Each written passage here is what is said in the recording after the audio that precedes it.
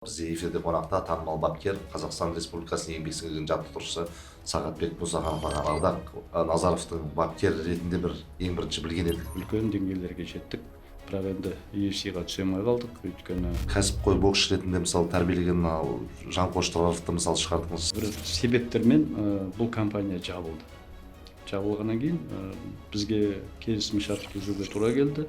Сонымен тоқтап тұрып қалдық. Тағы бір Қазақстанымызда әлем чемпионы болады деген өзімнің бір ойым бар. Енді сіздің шәкірттеріңіз арасынан бүгінгі таңда ерекше көзге түсіп жүрген Али Ахметов екенін жақсы білеміз. Сол тұрғыда біз кішкене жаңағы бәсеңдеп, сол тұрғыда кішкене ақсаңдап қалдық. Сол турнир біздің есімізде біраз даудамай шықты ғой. Одан кейін жеңімпаздың қолын көтереді. Ол жерде қол көтермей екеуін рингтен шығарып жіберді. Бокста жоқ нәрсе ғой, былай қарасаңыз. Федерация басшылығы тарапынан түсіндірулер бола ма сонда мәселен? Ол қол көтермегенде қалай сол жарты сағаттан кейін онда жалпы жағдайлар болып тұра ма өзі? Осы спорт дөңгелегінде жүргенде бірінші рет көріп отырмын мен сондай жағдайды. Ақиқат өз уақытысы келе бәрібір ашылады ғой.